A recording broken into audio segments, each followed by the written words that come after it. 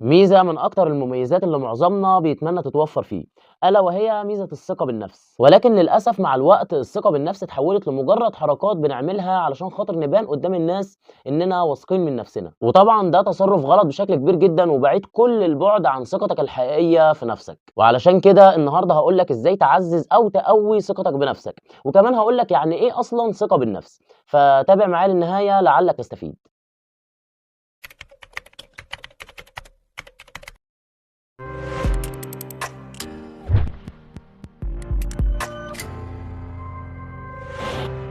مبدئيًا كده أحب أقول لك ما تغلطش غلطتي، وفكك من أي حد بيحاول يحفظك بعض الجمل أو يعلمك شوية حركات وهو مفهمك إن الجمل أو الحركات دي هي اللي هتخليك ناجح أو هتخليك واثق من نفسك، ومعلش حاول تتعب شوية وتفكر وتدور ورا كل معلومة أنت بتعرفها، وحاول تشوفها كده صح والّا غلط، علشان للأسف الشديد مع الوقت كل المفاهيم والمعلومات المغلوطة اللي اتكونت عند حضرتك هتعمل منك شخص حافظ مش فاهم. ودلوقتي بقى خلّيني أوضّح لك يعني إيه ثقة بالنفس، مع إن أنا عندي قناعة كده إن ما فيش حاجة اسمها ثقة بالنفس أصلًا، بس في حاجة اسمها ثقة بالله، والثقة بالله دي هي اللي هتدّي لك ثقة في نفسك وفي كل حاجة بتحصل لك. ليه بقى؟ علشان بكل بساطة الثقة في النفس دي إنك تكون مثلًا بتعرف تاخد قرار، أو إن كلام الناس ما يأثّرش عليك ولا حتى يأثّر فيك، أو إنك تتعب على هدفك وبكل طاقتك، أو إنك ما تخافش ولا تقلق من الدنيا. والثقة بالنفس برضه لو فضلت تفكّر في معانيها هتلاقيها بتتجه لحقيقة واحدة بس في النهاية، ألا وهي الثقة بالله، بمعنى إنك قوي وبتستمد قوتك دي من ربك سبحانه وتعالى،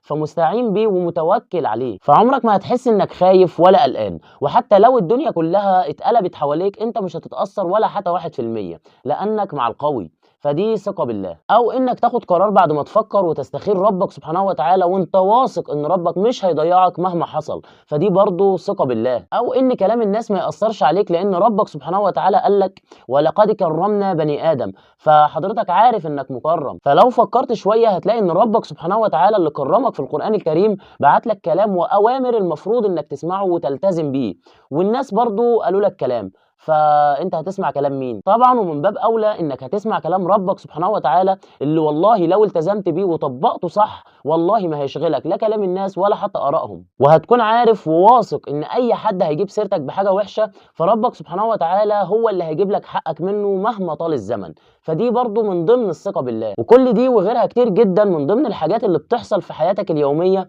اللي لو فكرت وتمعنت فيها شوية هتلاقي إن أساسها مش الثقة في نفسك، لأ هتلاقي أساسها الثقة في ربك سبحانه وتعالى اللي خلقك وكرمك على جميع المخلوقات. علشان كده أحب أقول لك لو أنت بتستمد ثقتك بنفسك من آراء الناس اللي حواليك فهنا أنت بتحكم على نفسك إن الناس هي اللي تتحكم فيك وترسم لك مسار حياتك. ولو بتستمد ثقتك بنفسك من نفسك وكبرك فمع أول مشكلة تواجهك مش هتلاقي حاجة تتسند عليها، علشان نفسك اللي أنت بتستمد منها ثقتك ديّة هتنهار معاك. أما بقى لو بتستمد ثقتك بنفسك من ربك سبحانه وتعالى فأحب أقول لك إنك هتفضل طول عمرك قوي وحكيم وفاهم كويس أنت بتعمل إيه وأمورك متيسرة، وهتحس دايمًا إن في مدد رباني بيعينك على كل حاجة أنت بتمر بيها في حياتك. فاستمد ثقتك بنفسك من ربك سبحانه وتعالى فقط لا غير، مش من أي حاجة أو أي حد تاني، وتأكد تمامًا إن أنت طول ما أنت مع ربك فأنت مع القوة التي لا تغلب. وآخر حاجة بقى علشان تقوي ثقتك بنفسك، رقم 1 خلّي عندك ثقة في ربك سبحانه وتعالى، رقم 2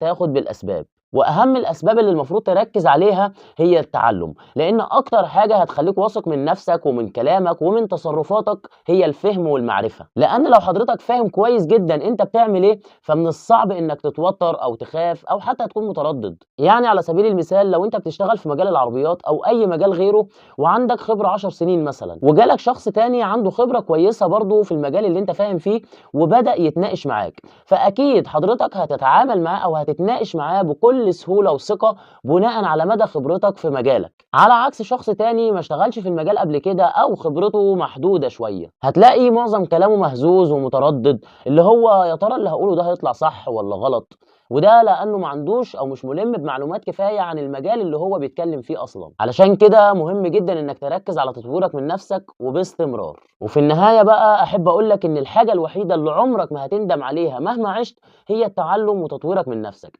فحافظ عليهم باستمرار. ودي بقى يا صديقي كانت وجهة نظري في الموضوع ده من خلال بعض التجارب اللي أنا مرّيت بيها في حياتي، اللي تشوفه صح وهيفيدك خُده، واللي تشوفه العكس سيبه لي. وبس كده، أتمنى أكون قدرت أفيدك. شكرًا ليكم، كان معكم عبد الله شرف.